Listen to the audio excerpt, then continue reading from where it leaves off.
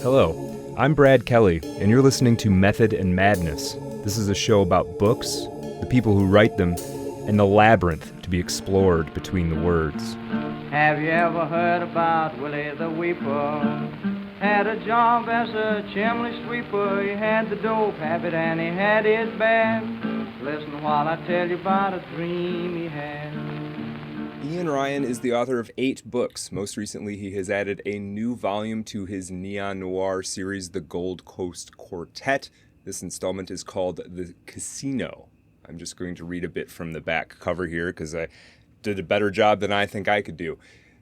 Quote, "This place is paradise, a gleaming golden paradise, and mark my words, we intend to keep it that way, by any means possible. You can bet on it." Detective Lena Cohen thought she had found a slice of peace on the sun-drenched Gold Coast, but her respite is shattered when a severed hand is found on a local beach.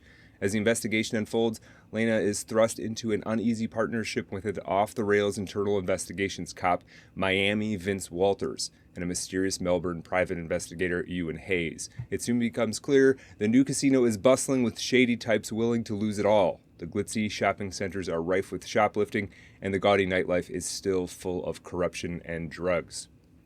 So first of all, Iain, thanks for joining me. I really appreciate your time, and congratulations on this latest book. That's exciting. Thanks, Brad. It's nice to be here. Yeah, sure. Yeah, so I understand this series is inspired.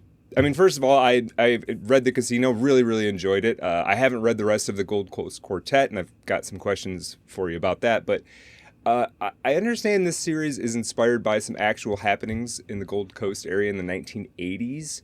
And I do want to get there, but I guess I kind of wanted to start with you. I'm an American. I have a largely American audience. We don't know Brisbane. I don't even know if I'm saying that right. Can you tell us a little bit about Brisbane, 1980s? Like, what was that like? I understand that's where you're from. Can you give us a picture of that? It was small, Brad. It's like it's a city, like a major city, one of only about 5 in Australia, and it's the capital of the state of Queensland, which Americans tell me is sort of like the deep south, sort of opposite. We call it the deep north. So as you go further north, you get a little more tropical, both in terms of climate, but also in terms of people's sort of temperament and general thing. I don't know where you're calling from, Brad. I'm sorry, but right. If it's Alabama, apparently that has some bears some sort of cultural resonance with Queensland. I've seen these memes that sort of put American states over various Australian states, and we always have Alabama or something like that. Yeah, it was very small, very provincial. It was, it was never intended to really be a capital city, and it has all of the traffic and infrastructure problems that come along with it blossoming into a ginormous city. It was about 2 million people when I lived there, but I think there's 250,000 people moving from the outer states into Queensland about every 6 months at the moment. So It's developing rapidly. They're going to have the Olympics, I think, in 28. So really? It's a big place now, but back then it was like a sort of the world's biggest small town. Its industry was agricultural and things like that. Interesting.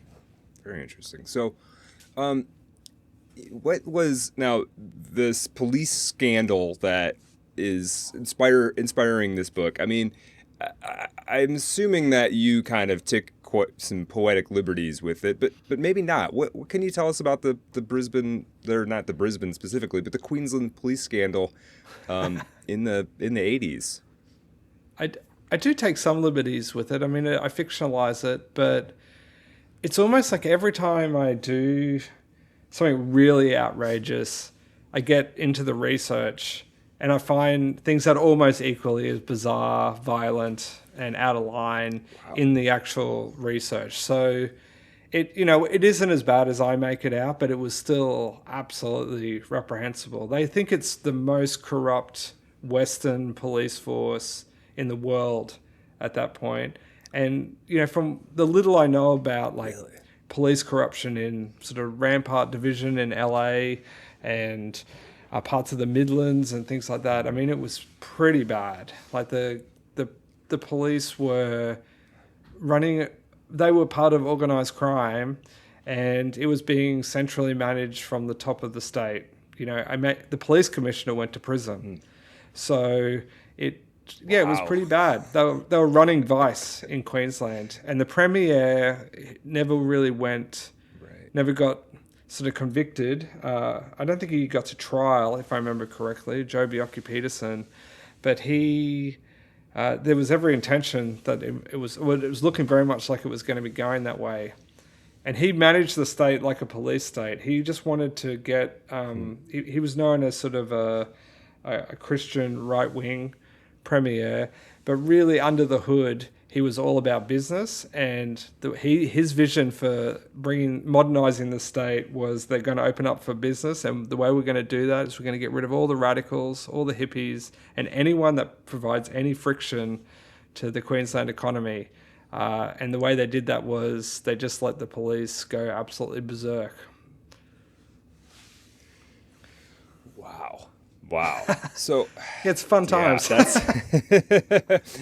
Yeah, no, it's interesting. I'm actually doing some research right now for I'm writing a thing set in the 1930s, and it's probably asking for more trouble than than I initially thought it was going to be, just because of the level of trying to bring in some historical detail and get a sense of what's going on. But so I'm in the Detroit area, Detroit, Michigan, northern, central northern United States or whatever, and which means it's about 1 degree outside right now.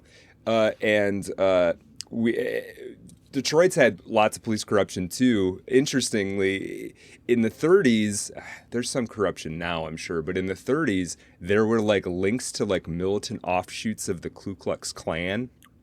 And it's really weird how the police forces will I only bring this up because it's really weird how they will sometimes get embedded with organizations you wouldn't think they would, like you say, organized crime. And I know in your book, and I think this is true in Australia more generally, there's like a motorcycle gang thing, right? Isn't that? I don't know if that's what was going on in Brisbane exactly, but not back then. But yeah, right now the sort of the main organized crime that you hear about is less like mafia driven or like less driven by any variations of that type of organized crime, and much more about bikie violence, which is very kind of commonplace. I mean, I live in the most inner city, bourgeois, like kind of, I'm 5 kilometers from the CBD of Melbourne, which is like the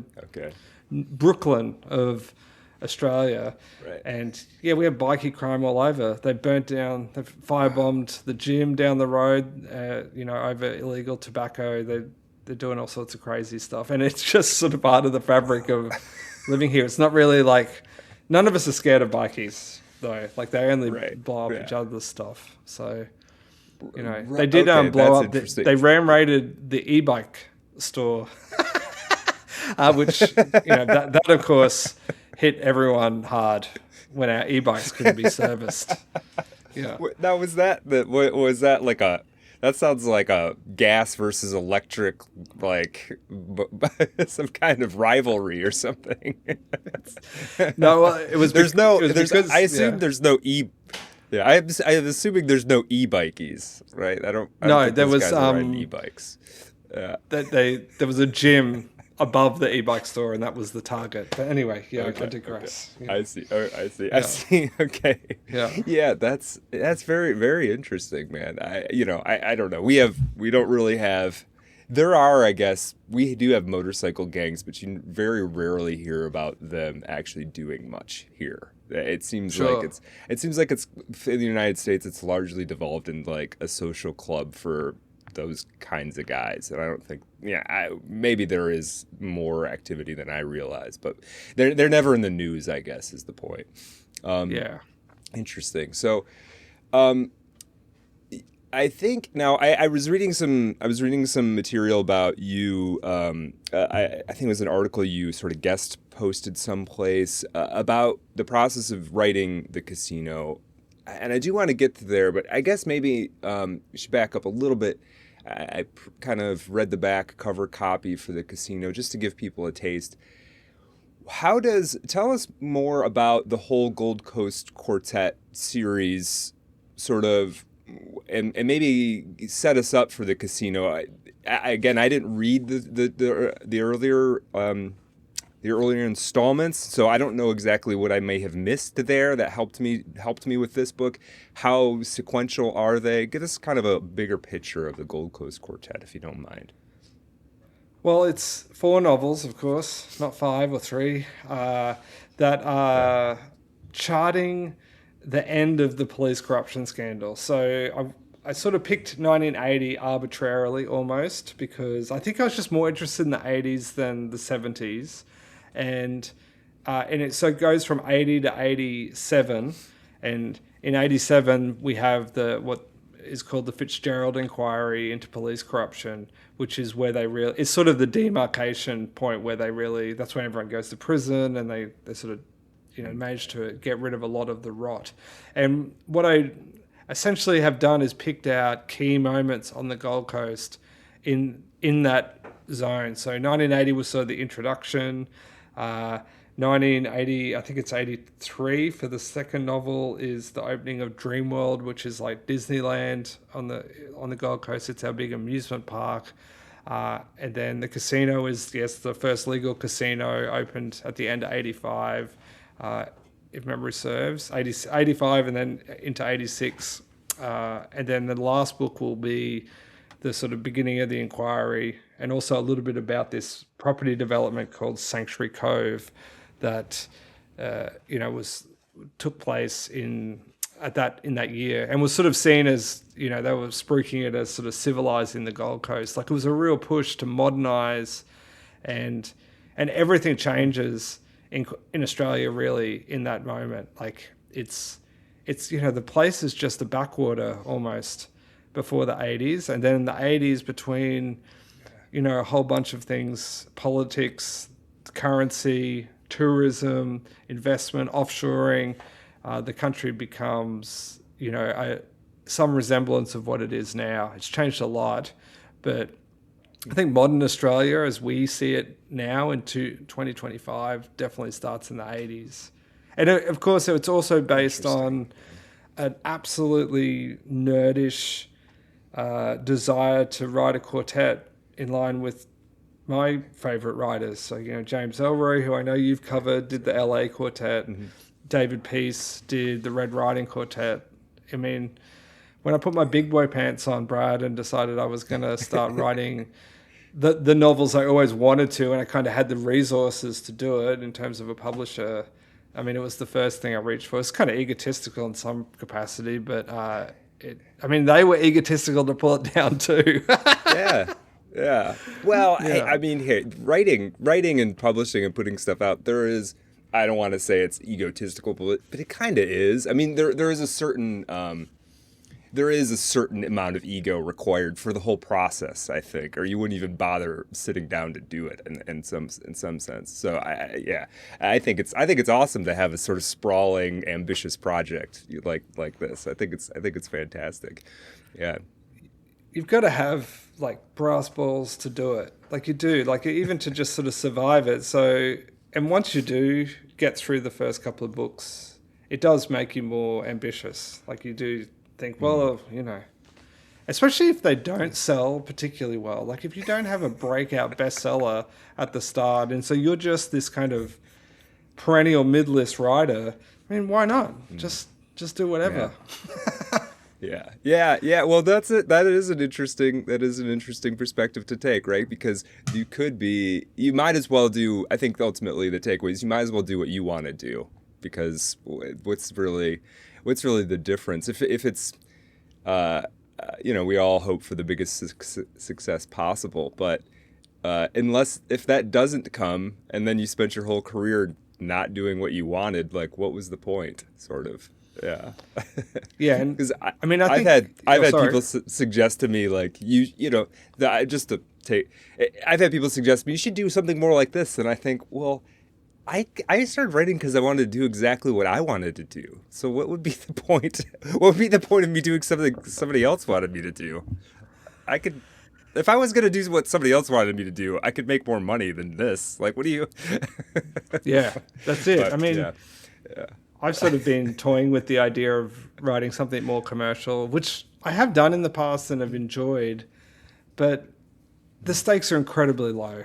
Like even a successful novel, I mean, a best-selling novel in Australia is 6,000 copies, and even Right. as we all know now because we're all on Substack in the endless sort of parade of literature and New York critique, those a lot of the successful novels don't sell particularly well either. It's just not financial. I mean, if you have a day job, you may as well just do whatever. Like just Yeah. and Yeah. who could bring themselves to write something that I don't know. I couldn't. It's too boring. Right, right. Yeah, I absolutely hear you. I wanted to, well, we'll kind of take it slightly out of order. You did mention in this, there was a blog post or a magazine article or something where you write about your experience writing specifically this book, The Casino, and going to stay, I believe it is on the 11th floor of the Conrad Star Casino, which I take to be basically the same location as the Saturn Casino in the book. And I mean, just tell us a little bit about that, going to stay on the 11th floor of a casino. I mean, I've been to casinos and stayed briefly in casino hotels, and there are weird spaces. Tell me a little bit about what that was like for you. Yeah, it was crazy. It was not one of my best ideas, to be completely frank, but it got me this story. We've got something to talk about at the, when I'm out there shilling the book. But yeah, it came from a place of needing to go on some sort of writing retreat, which is not something I do. I think very much by the sounds of how you do things is sort of how I do things, which is that my writing is absolutely a part of my everyday life. It's not this kind of artistic practice that happens, in a log cabin somewhere or anything like that. It's part of the everyday fabric. But for this book, I did get a bit behind. I think I got sick for a month, and it was just like going to hell. And I was on deadline, and I wanted to meet the deadline. So I was like, I've got to go and I've got to do something. And I was like, maybe I should get an Airbnb, like down the coast or something like that. And then I thought, you know what? It probably wouldn't cost that much in the off season to fly to Queensland and stay in the casino I was writing about. And I got this great deal. I sort of looked it up and got this fantastic deal where for very little money, I stayed in this plush suite, and I had like some crazy VIP card that got me a whole bunch of free drinks and free food. And I just lived like an absolute wild person for a couple of days while I wrote the thing. But then slowly descended into madness because living in a casino is cooked. Like that's not what you want to do. Yeah. And it just sucked all of the romance out of the book. The book is deeply unromantic now because of... I went up trying to locate some of the neon glamour of the casino. I mean, after you've eaten breakfast with a whole bunch of problem gamblers for 3 days straight, you're like, get me the fuck out of here. Right. Yeah, so it was... Well, I got a lot of writing done, but I also felt a bit captured by it. I think in that thing I talked about ballad, that's how it felt, like a ballad novel where the characters are sort of become subjected to the setting. That's his whole thing. He's like, the characters are not in control, the setting's in control, and it always perverts them. And Yeah. that's kind of what happened. Yeah. But especially. Go ahead. I was just thinking, especially being there in the off season has to be a particular kind of, because the sorts of people there. There's fewer people there, obviously, but then also, you probably get it kind of boiled down to the hardcore gambler types who, if it weren't, it doesn't even have to be glitzy for them, right? I mean, they don't care about any of that stuff. They're in there doing their thing, right? That's right. Yeah, and there is a kind of thing in this book where the casino does it doesn't feel glitzy. There's touches of that. There's ways in which you can feel like the whatever the owners behind the casino have sort of presented it to be this, but there's a lot of it where it does feel a little almost a little, I don't want to say haunted, but it does feel like there's a lot of empty space in there in the casino. There's a lot of like it's not the community sort of, or the tourism or whatever sort of hasn't grown to meet it yet, and I liked that, just because I'm a little skeptical of. I mean, I used to go to Las Vegas for work, and I've never been to Las Vegas for fun. I've only been there for work, which is kind of weird. And every time I've gone, I've been like, this place feels like the entire place feels fake. It feels like everything is all the buildings feel like they're like soundstage sets where they're just like the front of them held up by 2x4s. It all just feels kind of ugh. And the Saturn isn't quite like that in your book, but there is this, I don't even know how to describe it. I mean, reading the book is the best way to get after what I'm talking about. But there is this sort of, this veneer kind of going on. And then there's something happening underneath the veneer, which I think is... Maybe that's just how civilization works. Every time we invest a ton of money into something like this and build it up, the real story underneath is a little grittier and fractured lives and all of that. Yeah, I mean, I'm comfortable with haunted. I feel like that's a good way to describe it. And I mean, I was getting right into my bullshit when I was writing the book about, because my thesis, I guess, is that it may be less constructive to see in Australia where the original sort of problem is the colony, like the British colonize Australia, invade Australia, I guess, and colonize it, take it away from the First Peoples, and so that's the sort of framework by which we sort of view this kind of sordid past of Australia.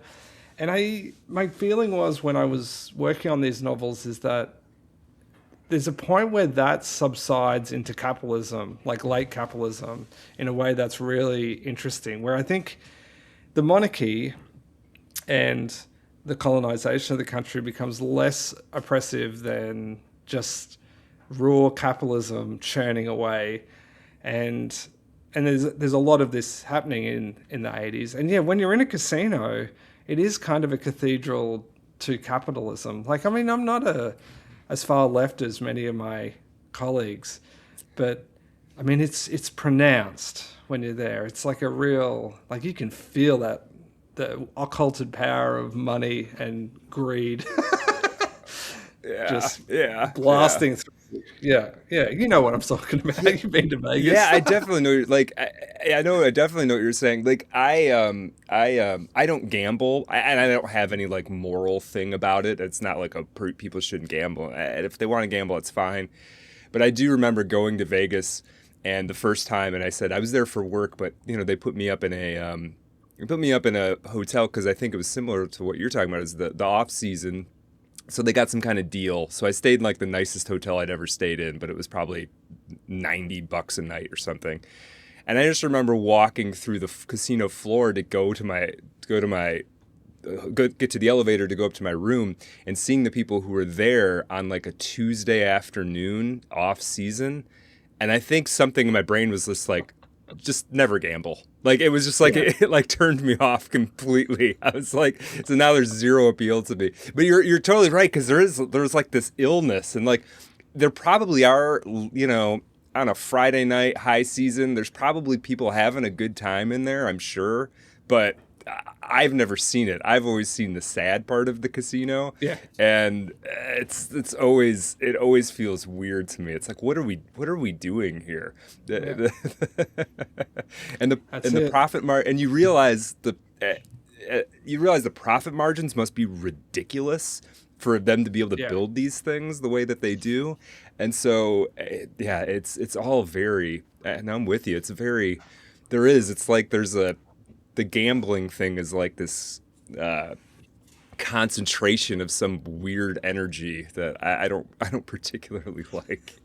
And I don't know about you guys. This is what I'm curious about. This thing about the gambling thing for a minute. We have multiple apps you can use on your phone to bet on sports and whatnot. And then our advertising is like probably, I don't know, 25% of our advertising here on TV and billboards and stuff feels like it's for these sports betting apps. I don't know, is that even legal where you are? Yeah, you can do sports betting here. Yeah. And it's just destroying like the finances of anyone under the age of 25 from last time. It's like it's just annihilating like a whole generation. Yeah. Yeah. Yeah. It's So crazy. that's what's weird too, is because I was talking to my friends, and none of my friends, I'm 42, I'm about to be 43, none of us use them. None of my friends and I, none of us do it. Every once in a while, somebody might bet on like one specific thing, but it's not a regular. And then, I kind of got plugged into a sort of a friend of a friend. His younger brother or something is like in his 20s, and he's like, all my friends use it. And that's alarming to me that like everybody's, all of your friends are using this thing. Well, I've heard When I was their age, we just drank and did drugs and had sex. We didn't mess around with this gambling thing. But we were relatively certain that we'd be able to, get a mortgage if we wanted one, and meet someone, like marry someone or meet someone, and I've been led to believe that some of the younger generation have just sort of YOLO'd out of, like, they're just like, well, that stuff's not going to happen. I can't buy a house until I'm 45, so why not just, it sort of almost rationally makes sense. Yeah. But anyway, what do I know? Right. Yeah, no. Yeah, no, that's a good point, because if it doesn't feel like financially, if you do kind of feel like financially I'm never going to have any money or stability anyway, like what's the who cares? Might as well just blow it all now. Yeah. Which then makes it kind of even grosser, because then my mind goes to, so the sort of owners of society or whatever, they're going after that last few bucks. They have to get the last few dollars out of like 22-year-olds who don't have any prospects, because there's no money. They've sucked up all the other resources. Yeah. I don't want to drag us all the way off topic, but like the where that thesis falls out to me is like, when I was younger, it was quite a sort of hedonistic sort of culture as well. I'm like, why not just do that? Like, I didn't think about getting a mortgage when I was 23. I was too busy partying. So it's just weird that it's switched from different. I guess it's just different ideas about. Yeah, I don't know. I'm not convinced that this is exactly what's happening. But it's one idea that I see floating around. Yeah. I mean, the gambling thing too, it's all happening sort of on the phone, right? So it's I guess, if there's an isolation thing supposedly happening, right? It does seem to be the case to some degree. That's at least is either attended by or amplified by the whole phone thing. And then you think about it, like, if you can get, if you're not going to be out, the whole drugs and drinking thing was a social thing largely, right? You kind of did it with other people, and if you're on your phone instead, like, what rush can you get? I guess you can gamble, or you can like look at porn, I guess. Those are the two sort of rushes you can get off the phone, or you could troll people, I guess. So you can't do drugs on the phone yet. There's nothing. No, at some but you're point, they'll come up addicted with to some. Yeah. To your apps, it's the I guess. similar chemical thing going on, right? It's an interesting thing. We'll see how it all plays out. I don't know. We'll see. So I wanted to talk a little bit more about the 80s as well, because and I was pleased that in picking this book up that we were in the 80s. And I'm interested in this as a sort of overall concept, the 80s. I read a book recently, and people who listen to this show know I love it. I'm a huge advocate for it. It's this book called Crowbar by Andy Edwards. It's set in the 80s. I read another book last year that was set in the 80s, a recently written book. And I'm just curious, not that I expect you to know why these other writers wrote about the 80s, but do you think there's kind of currently we're looking back to the 80s in a new way? Like when I was a kid, we looked back to the 60s in a particular way as a sort of, not that we thought it was perfect, but it was like the last time things were good or cool or interesting or dynamic or something. What are we looking back to the 80s for, do you think? Why is there interest in it? I mean, mine was dictated largely from like the historical fact, like wanting to write about. I wanted to write this, corrupt police kind of saga. And that's when it was occurring. But to be honest, I try not to do a lot of 80s stuff in there. Like it's all period correct, but I really like hate the idea that everyone's picturing the characters with mullets or like that's you know what the haircut is, and like skinny ties, right, or the 80s fashion. But there is something lingering about it. The last sort of 10 years, I feel like culture's sort of been about the 80s for years and years now. Like, I mean, we had a full-on 80s revival in music. Everyone started to sound like Joy Division and New Order and post-punk and things like that. But then hardcore came back as well, 80s hardcore, and it's never disappeared again. In fact, hardcore is now mainstream rock music right this second. They just won a Grammy turnstile. Yeah. So it's it may be the peak of it, and I just always consider that stuff 80s culture. Yeah, I don't know. It just seems there's central things about it that I don't know. I feel. Look, I'm the last person on earth that you could talk to about American politics, but I feel like Trump is he reminds me more of Reagan than any other president I've ever come across. And it just feels a bit old hat sometimes because I'm like, isn't this Reagan again? I don't know. It just feels very... yeah. And there's something aesthetically 80s about him for sure. I don't think anybody would argue with that. There's like a vibe to him that feels 1980s. It's like, yeah. I don't know. I guess I'm sort of interested in it too because I think there is this.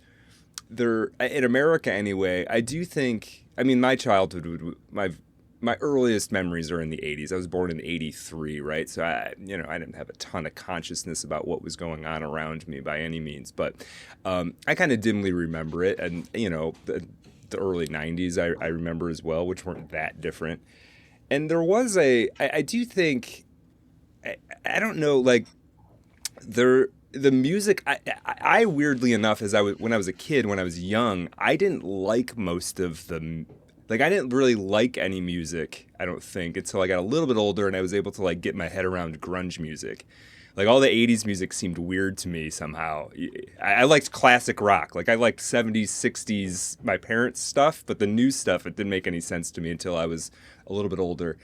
And now I find the 80s music scene, the various scenes, most of which I wasn't aware of, to be pretty interesting and pretty cool. And this whole, like, messing around with, like, somewhat new technology for them, right? Like, I think there's something there about the sort of technological developments coming along.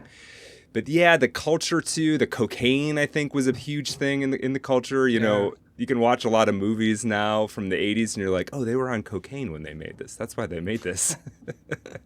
Yeah, absolutely. which you didn't realize at the time. Yeah.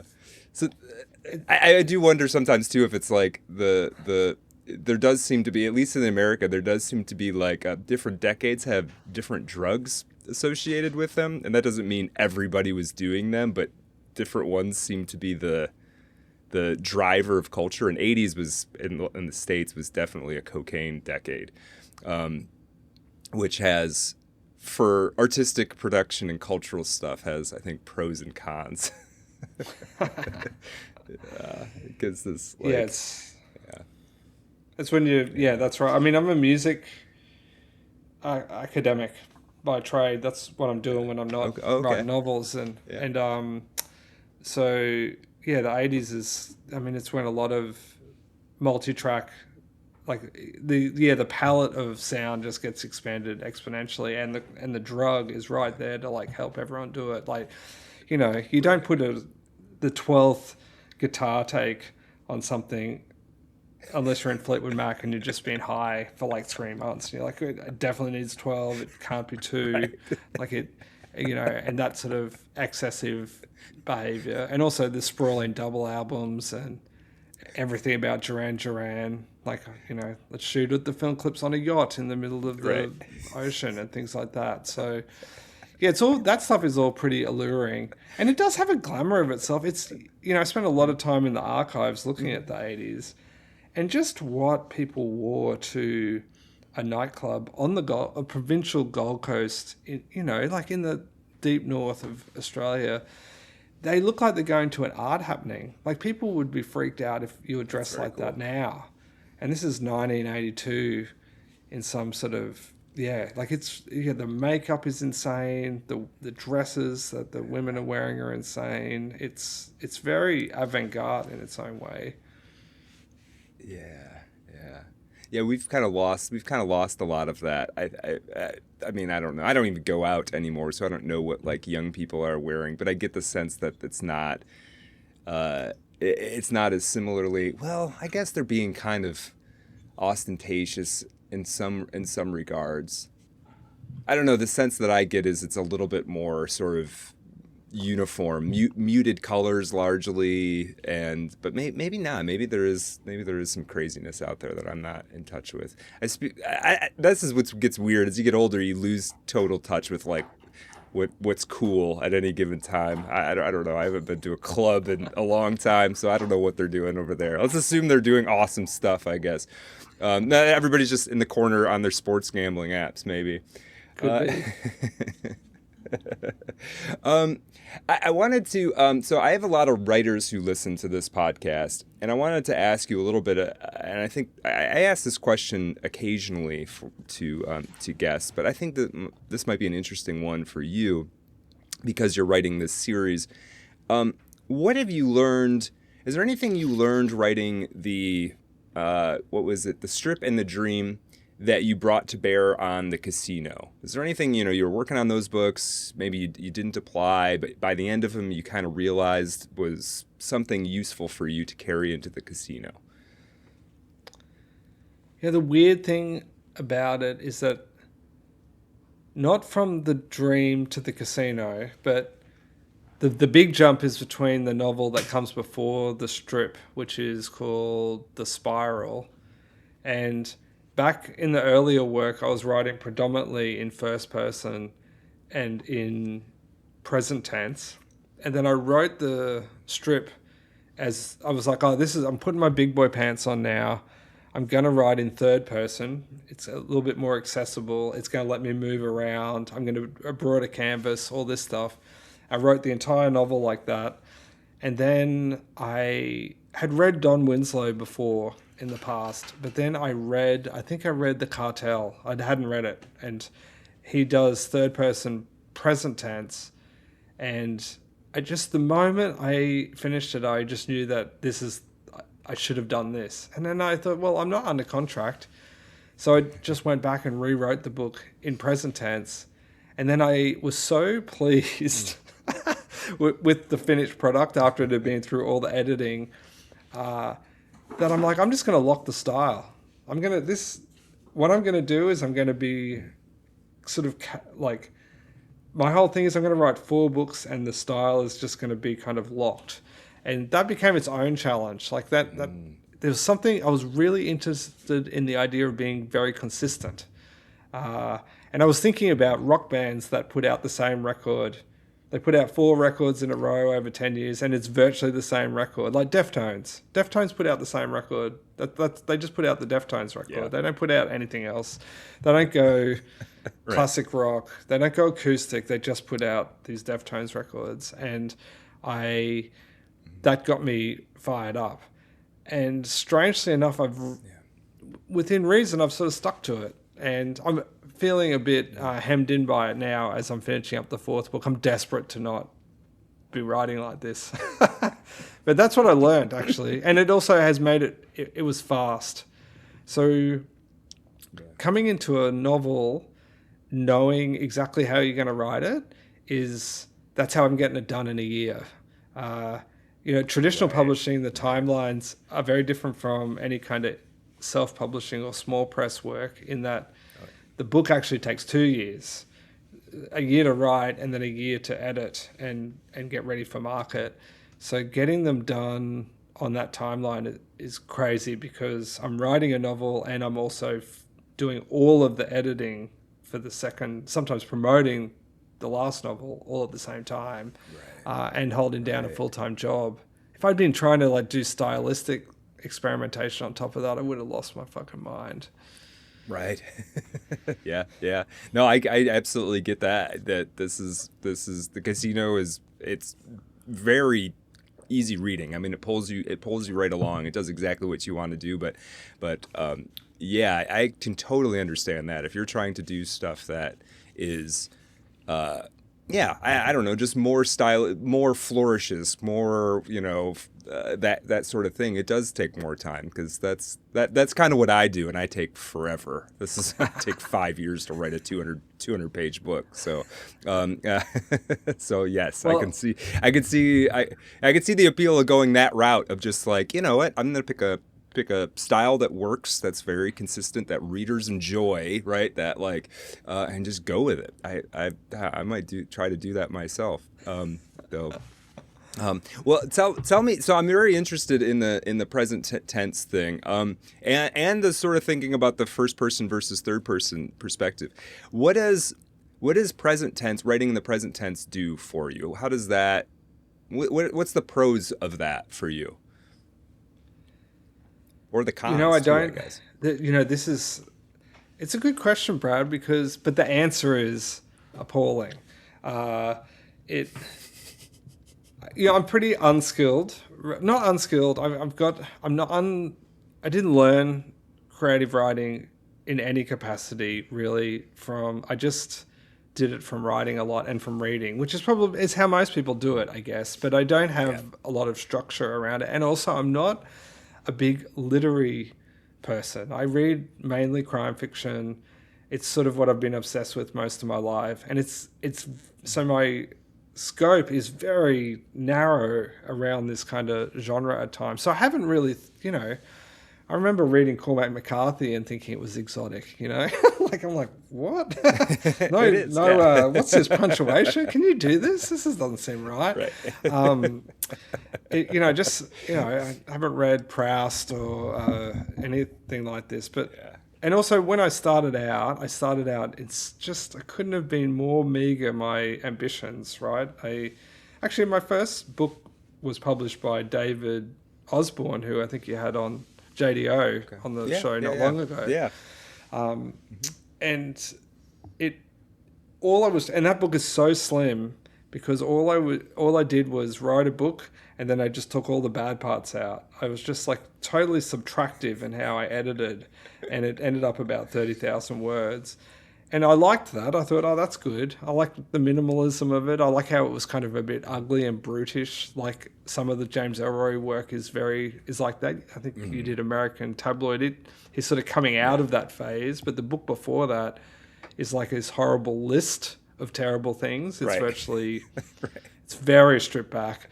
But when I started, a couple of years ago, I wrote this book called The Student.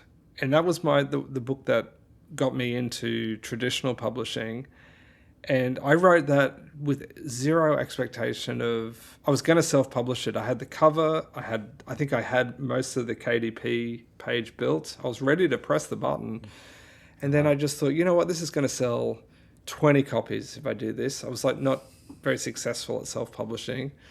And so I just emailed it to the one 20's, editor. 20's not bad, actually. Yeah, Sorry. that's right. 20's It's actually not not that bad for not self-published, but go on. Yeah. And then a friend at the time had dinner. This is how like crazy and like by chance it all is, with someone who had been hired as an editor, but like that was so green that they asked my friend at the bookstore, I'm actually looking to acquire some crime fiction.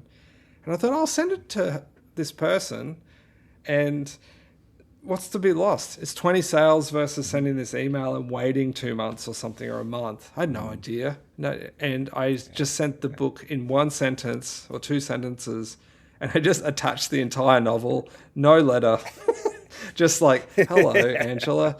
My friend said you're looking for books. Like, there's one attached, and right. And eventually.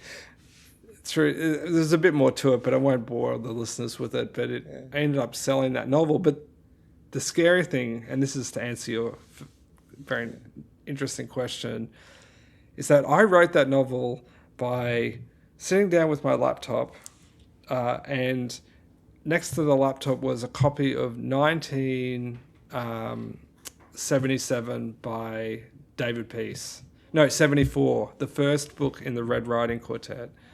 And all I did was I wrote, and if I didn't know how to do something, I opened up that book and I looked at it like it was a style manual. And I was like, oh, okay, so he's in present tense? What, it's all happening now? Okay, so that means I do this, not I did this. Okay, I can see how this works. Oh, this is how we go into the characters' interior through italics. This is how they describe things. This is how the dialogue sort of works, and all of that. It was just absolute hackery. but the book doesn't read like Peace at all. I mean, I don't think so. It's sort of, you can't rip off your heroes. You can't do it.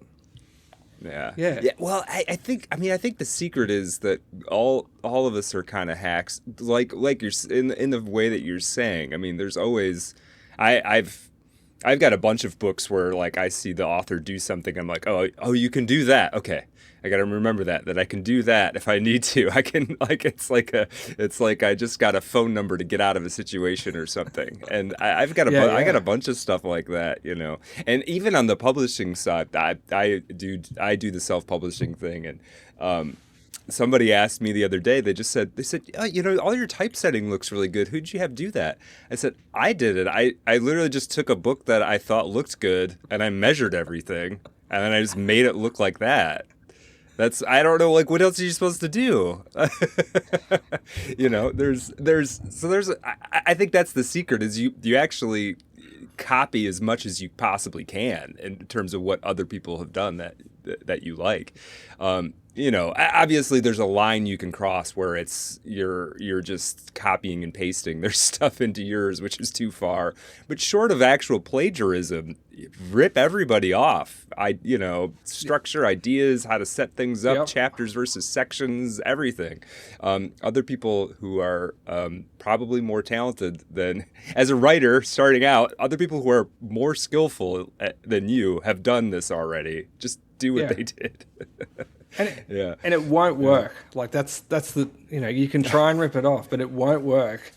And I mean, and there is a bit of historical precedent for it. Like, I mean, if you read Substack notes, you would think that, we're talking about like the Roman Senate or something, like in terms of, I don't know, it's just this diabolically complex sort of process. But the truth is you can really just do things. And I mean, Hunter S. Thompson famously, I think he took The Great Gatsby and he just cut it up into scenes, and there's a scene in a bedroom, and then he wrote a scene in a bedroom, and he just did that, and he said the novel was trash and he never published it, but that's how he learned to do it. And then if you go to an MFA program or something, one of the first things they teach you is to type out other people's novels and see how it feels under your hands. Yeah. And so you can get a sense of how the edits work. So there's more cut and paste going on than people imagine. Yeah, there definitely is. I mean, how else are you going to learn how to do this stuff? Something as complex as a novel, it's gonna require a little bit of borrowing and following quote unquote traditions. So I wanted to know a little bit about so there's one more book in this quartet that's yet to be published. Is that correct? That's right. Yeah. So where are you in that process now? Do you get to, I mean, I assume you probably had already started it by the time the casino came out, but tell me a little bit about how this last one's going. Hell is where I am, Brad. I am 60,000 words into the book, so nearly done. Wow. And I have not achieved everything that I wanted to with it. It's just not, I'm on a hiatus from it, which I don't ever do. Like I am someone that will write the whole manuscript and then the next Monday I start editing. There's no putting it in the drawer and letting it simmer. Fuck that. I just go at it until it's done, like a bull in a china shop. Masochist, yeah. Yeah, but I've had to take a month off from this because I just couldn't resolve the things in it that needed to work. And I do know enough about myself now that when you've tried everything, a break is the only thing you can do.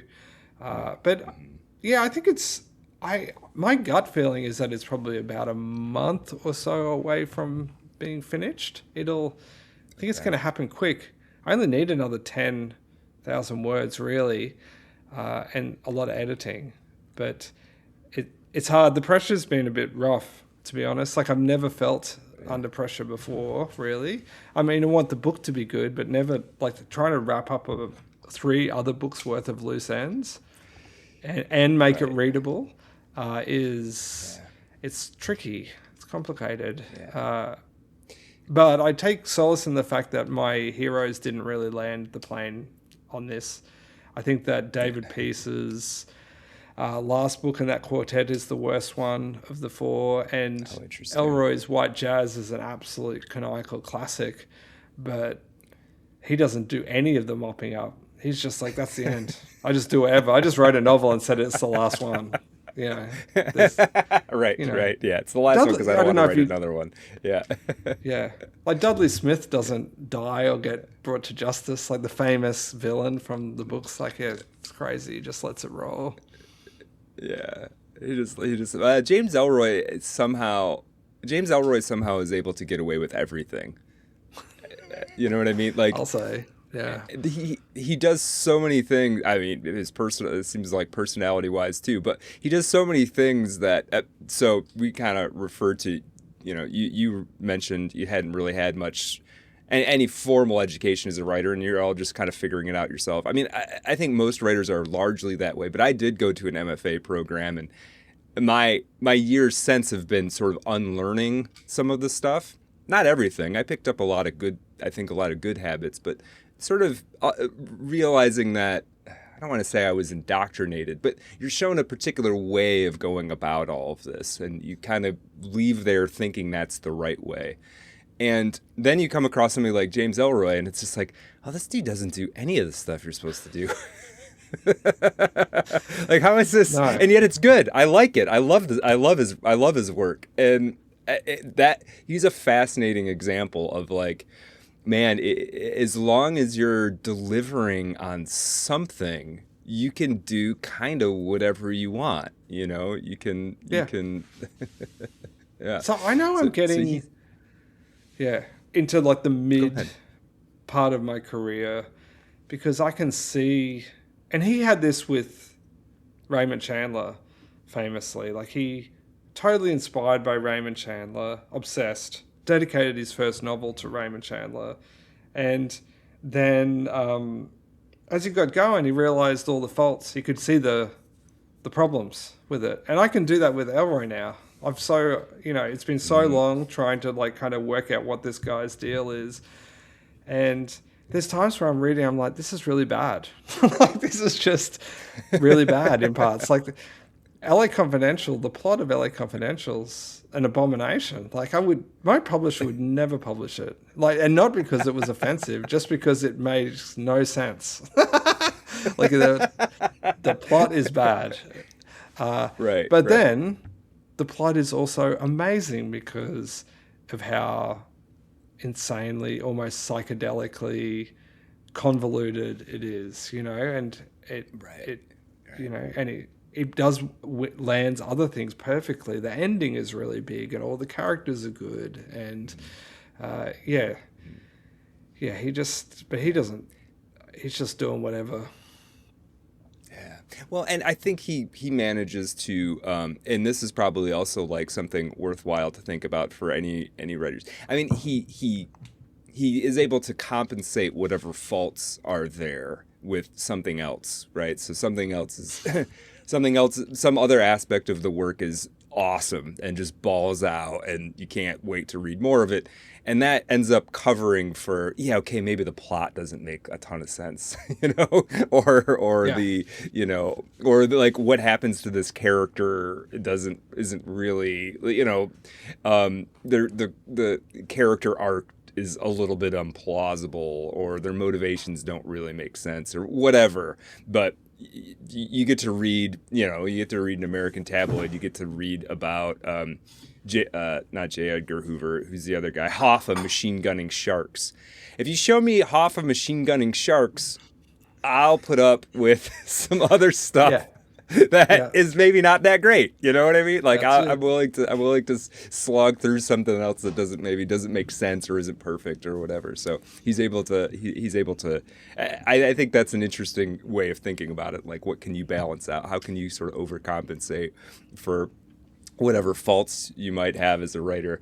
And I like this idea too. And I don't know if you would use this word, but I do like this idea of, as a writer, taking on another writer as not quite like a nemesis exactly, but something that you see as like, as a model that eventually you start to see their faults, and you start to see them as just kind of human, and that they have aspects of their work that isn't perfect, because I think as a writer it becomes really important. I'll tell you one thing that was super influential on me as a writer. I went to University of Texas, and they had this huge archive there. It's called the Harry Ransom Center, and this like megalomaniacal oil man, sometime in the mid 20th century, took all of his money and created this huge literary archive. And I think he mostly did it to compete with like the Ivy League schools. Like, he was trying to make University of Texas a big deal. And anyway, he ended up building like one of the most expansive literary archives in the world. I mean, you've got David Foster Wallace's personal library is there with like all of his margin notes and all of his books, and Don DeLillo's, all of his papers are there, and a bunch of other writers. And I read through. I got a box of papers related to Don DeLillo's White Noise, which was a book at the time I was obsessed with. And as I was going through all the old drafts, like, I realized the early drafts sucked. They were garbage. Like, and he had a lot of notes about what he was doing to fix them, and then there were like research notes and all of this, and it hadn't quite dawned on me until then. I was like, oh, you have to you suck. It sucks at the beginning. Like, nobody knows what the hell they're doing, really. You gotta just have to figure this all out. So that kind of thing, to me at that time, Don DeLillo was like a perfect writer. And realizing he was just a dude doing his thing was super helpful for me. Yeah, I think that's part of growing up, I reckon. That's a real marker of growing up. Like, you grow up to a certain point, you become like a fully fledged adult at some point, right? And you realize that none of these people are statues. Like, they don't, they're. I'm not a huge. I mean, I come from DIY music, which is the more sort of punk end of music, and I'm not a huge fan of talent. I think I'm more into aptitude. I think some people have aptitude for things; they get an easier go of it. But this idea that you're magically born with it is usually not true. And then also, it's a bit of a trap. If you are magically born with it, it doesn't seem to go very well. You know, you have a Right. couple of early novels that go well, or albums, or whatever it is, and then the rest of your life is sort of living in the shadow of it. It doesn't seem like a particularly good outcome. And I think that if you work at something for 20 years, you should be feeling like the contribution is at least in the same ballpark as the people you aspire to, because that's all they did. Like they didn't, Right. Yeah. They just worked, you know, kept working at it. Yeah. yeah, Yeah, it definitely doesn't benefit. I don't think it benefits you to think of yourself as talented, even if you are, say, right? I don't think it does you any good to think of yourself as that, because it definitely it. I always think of like I like doing things the hard way, which doesn't require any talent, right? Like you just yeah. you just grind away at the thing, right? It's like but yeah, I think you're absolutely right. I think it can become a trap. I think a lot of times you ever hear these stories of like and I hope I can tie this in. Do you ever hear these stories of like these prodigies who like get a PhD when they're 15 or something like that? And it turns out that those people don't seem to ever do anything. No. There's like a news story about them when they're, a kid and they get their PhD in physics or whatever. But it's not like 20 years later they make some huge contribution and they invent, fill in the blank, some new technology or whatever. That's kind of all you hear about them. And I think they're falling into, I think that ends up being sort of what you were talking about, a trap. They have this huge talent, and then that it doesn't end up having any vision or direction or thing that they're trying to satisfy themselves with, or internal curiosity. It's just somebody told them that they're a genius. They therefore accomplished everything they're going to accomplish already. That thing we all have to like feel okay about ourselves is done. And then there's nothing else. There's nothing else to do. I don't know. Yeah, I guess I think about that in terms of writing too. Yeah. I still remember that. I mean, that's where I sort of met you online. Is I remember that post you made on Substack where you said you wanted to be you like to think of yourself as going to be the dumbest person that's ever gotten good at something. Like, I just want to make that's the sort of mental model, and I was like, that's it. Just be like, you know what? My goal is to, people are like, I mean, he got it done. It's just, right. But he had nothing. He was working with nothing. right. Yeah. That's more impressive anyway to me. It's yeah, so you know much what I more mean? impressive. Like, yeah. And the people who do that are deeply impressive. Like, they always, yeah. Yeah. I mean, Well, Elroy like is one of these people, so... Yeah. He is. You can tell when you hear interviews with him. He's just like a rough guy, I've met people like him, and most of the people I've met, I don't want to say like him because he is kind of a one of one, but the people I've met who remind me of him, they are all like, either one day out of jail or one day before going to jail, or they've got a gambling problem or a drug problem, or they're on their third wife, or like their lives are wrecks. And he somehow managed to like skip all the landmines somehow and get to where he is now. His life is a wreck. Interesting. It's a wreck as well. Like that's the other other side of this that we should talk about, which is that often if you read the memoir of your favorite artist, it's and you do it in your 40s or your 30s, like when you're older and you've sort of got and your life, you've been sort of blessed to sort of have a somewhat stable existence, like just a regular normie existence, you realize that you're probably happier than the people you aspire to be. I'm definitely happier than James Ellroy. James Ellroy is not satisfied with his lot in life at all. That is true. That's true. Yeah, this is a good point. I've done a fair amount of digging into biographies of artists, and their lives generally are not great. It's not universal, but there's a lot of like pain and like I'm a big fan of excuse me, of Jorge Luis Borges, right? And I read his biography a few years ago, and you realize like he didn't get laid until he was like 45 or something. There's just like, jeez, That'll do dude. it. Like, you know what I mean? Like, it's maybe not the most important thing, but I don't know if like it would have been rough waiting that long. Yeah. And he had Yeah. some woman that he was pining after for years and years and years Yeah. and years, and it never got reciprocated. And he watched her just sleep with everybody else he knew, and so that's just one example of a life. I admire the work, but I don't think I would have wanted to live the life that he lived, for a bunch of reasons. Even like I'm not gonna. I would. This whole thing where everyone's shitting on Cormac McCarthy now is just ridiculous. But I mean, I don't know. I think many of us read those pieces about his later life, and it just didn't sound that great. I'm like, I don't want to be a book hoarder, a millionaire book hoarder who's going to work with academics every day for free. Like, no. Right. Yeah.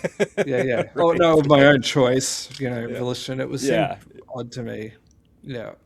Yeah. No, you're right. You're right. And his wasn't sort of marked by tragedy so much, but you go dig into his biography and there are some moments where it's like, what are we doing here, man? Like, he blew up his first marriage. He blew up his second marriage. Those things are not admirable, but they're also, that seems like common amongst artistic types for these things to happen.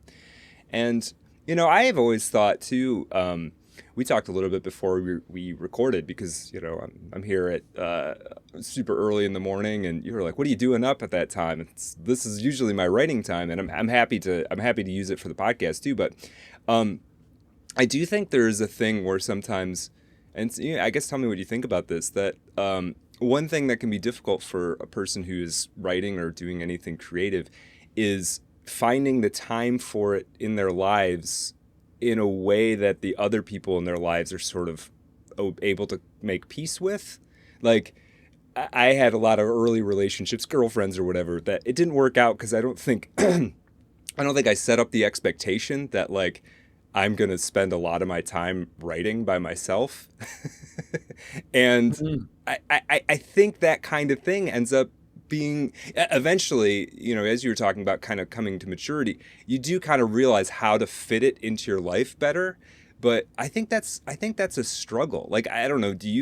Have you found that it's having a sort of peaceful, stable life with the artistic thing going on at the same time? Has that been difficult to accomplish, or has it always just sort of worked?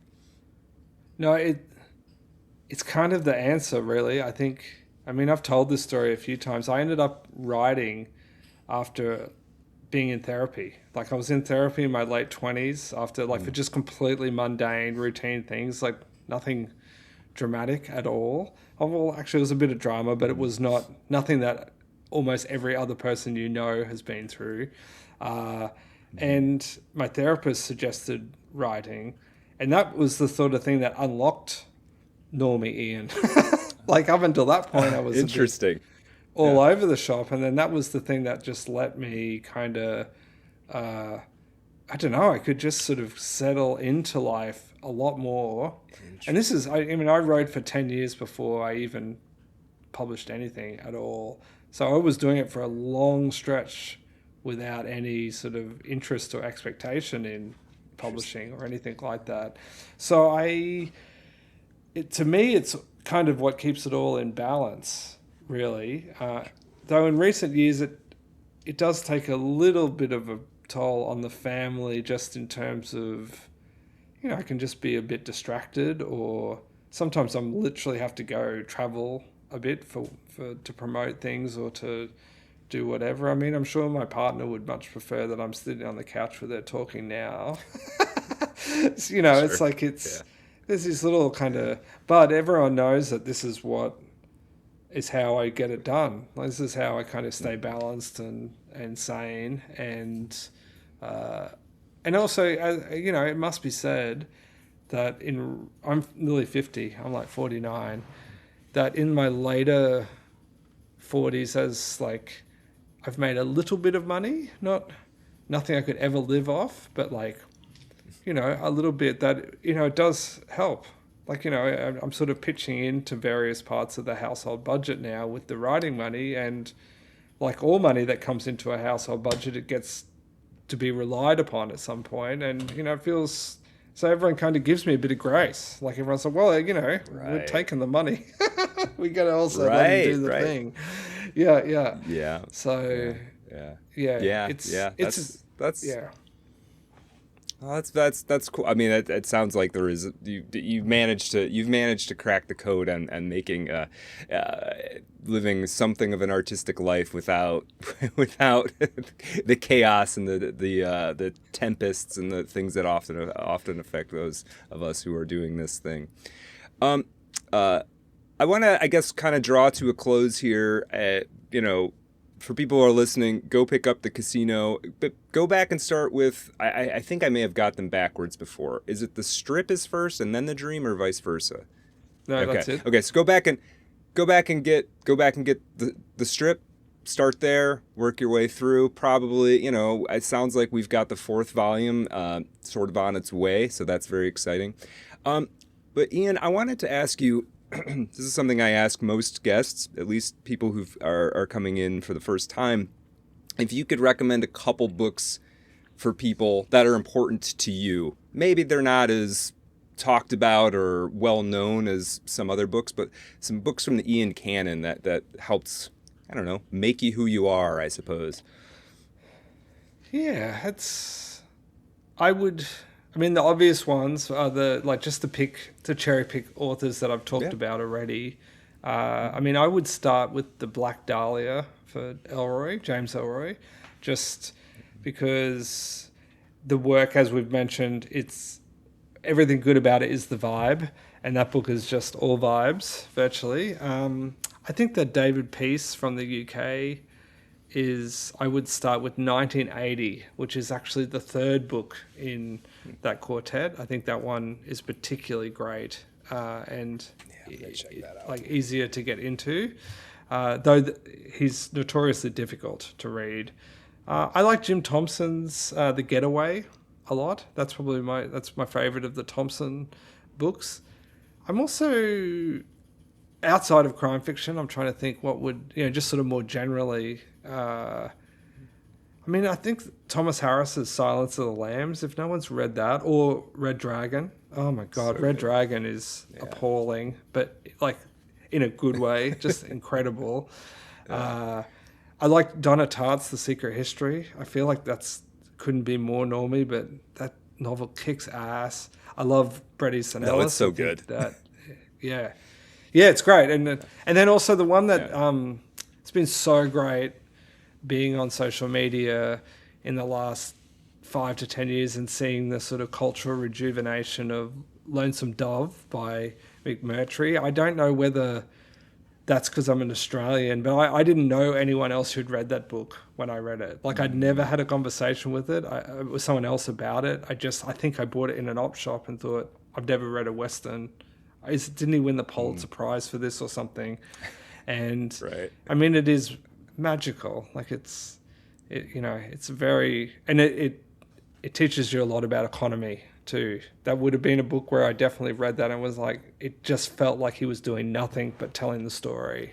Like there's but under the hood, there's just so much control, and it's the masterwork of someone who's been building up to it their whole life virtually.